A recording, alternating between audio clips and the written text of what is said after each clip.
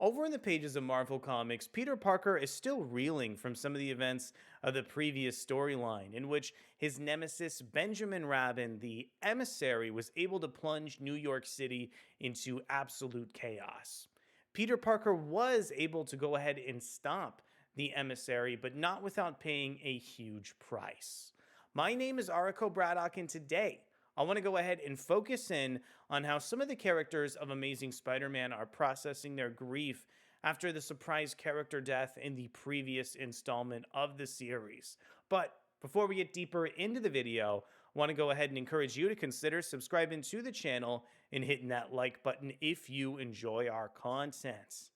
And without further ado, I want to go ahead and introduce the Amazing Spider Man issue 27 with Marvel Comics solicitation text for the issue. Grief looms over Peter after last issue's shocking death. Spider Man's villains are more than happy to keep him distracted. Your eyes don't deceive you. Dr. Octopus is back.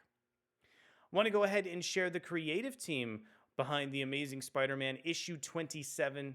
This one is written over from Zeb Wells, featuring art from Ed McGuinness, inks from Mark Farmer, colors from Marcio Menyz, and we have letters coming in directly from VC's Joe Caramagna. I want to go ahead and show off the cover over from the issue, also coming in from Ed McGuinness and Marcio Menyz. Here's a look over at the cover for the Amazing Spider-Man issue 27.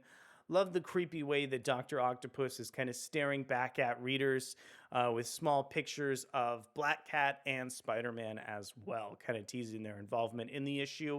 Of course, I want to extend a quick thank you to Adventures in Poor Taste for posting the preview of the issue. And of course, I want to go ahead and kick things off by talking a little bit about Ed McGuinness's art in the issue.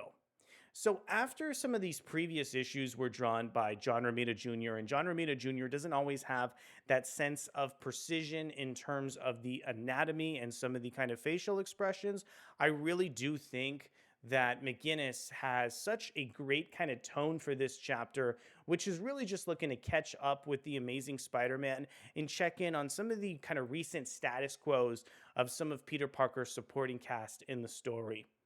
I think Ed McGuinness gets really creative on some of these pages, especially on this page that we have up on the screen here, as Blackcat has kind of given some commentary over on the situation with just her facial expression alone over in the issue. Also enjoy how Herman the Shocker is making a sort of insanely like expressive face over at the bottom of the screen, almost reminiscent of manga. Really enjoy that sense of energy that Ed McGuinness brings to some of the artwork in this issue. And I think that Zeb Wells' really irreverent script in this tale is also able to tap into some of the best aspects of the artwork as well. One interesting part about this book is the fact that it's so funny in certain instances, but it's actually a little bit kind of sad as Norman and Peter really are processing their intense grief after the surprise and kind of shocking murder from the last chapter. And this is really expressed in so many different ways. I love how this kind of big character moment kind of calls back to some of the earlier moments in The Amazing Spider-Man where Peter Parker would suffer a huge loss, but his ongoing series would sort of kind of move on. So we would get some of the kind of lingering emotions from the reveal following that story. So really enjoy how the kind of readers are processing the death of Kamala Khan, as well as some of the characters in the story itself here. Also, I think that some of Zeb Wells' writing for Norman Osborn is really fantastic in this issue in particular. Throughout this Amazing Spider-Man run, I feel like Zeb Wells has really made some progress in terms of the relationship between Peter and Norman. It feels like they've gotten so close in this issue in learning how some of their kind of origins of their friendship started over in some of the kind of most recent issues of Amazing Spider-Man that flash back to the past. I think really enhances the characterization of him in this story. I love how the kind of Gold Goblin series is also referenced, and the final kind of dramatic plot beat is actually a big piece of this plot. I think that some of the kind of ancillary titles in The Amazing Spider-Man have really helped to strengthen the plot threads, and I think this issue is a great example of why. There is such an incredible sequence between Norman and Peter in particular over in this tale, where they kind of both process their grief together and just kind of talk in a really kind of casual setting that I really hope Zeb Wells can continue to foster their relationship here in future issues, because I really do think that their relationship is almost the core of this book at this point, as there's just so much kind of pathos and tragedy in Norman's life. And I think Peter is almost a kind of mentor, shepherding through some of the harsh feelings that he's felt. And it's interesting too to kind of compare and contrast the ways that both, kind of Spider-Man and Norman Osborn have become heroes, because Norman Osborn just has, less of a leash and is going to make some huge mistakes. So I love that all that kind of context and pathos is really processed by Zeb Wells over in this story.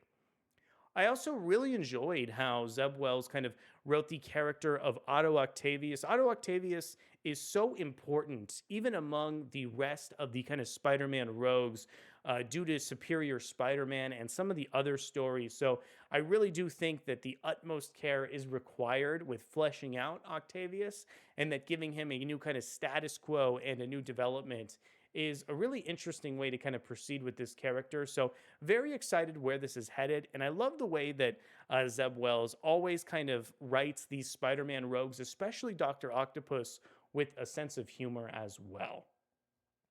And also, I really like the inclusion of J. Jonah Jameson in this story. J. Jonah Jameson is actually a really interesting part of the cliffhanger for this story that actually recalls some previous issues of Spider-Man as well.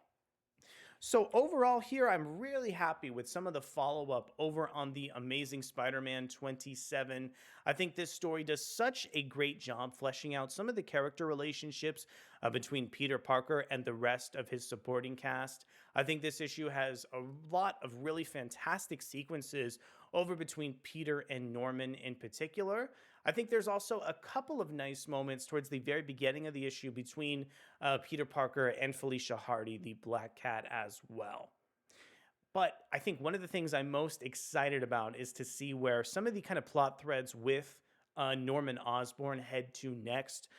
Norman is trying to kind of keep his resolve clear as the Gold Goblin, but he continues to be tested and doesn't always rise above some of his really harsh temper. I want to know from you, what are some of your thoughts over on The Amazing Spider-Man 27? Did you like the sort of genesis of these character relationships? And what are your thoughts on the developing relationship between Peter and Norman over in this title? Thank you so much for coming to check out The Amazing Spider-Man issue 27. Of course, we'll be back to cover everything Peter Parker, Spider-Man, and Gold Goblin related in the near future. Thank you so much for coming to check out our content, and we'll be back real soon. Bye.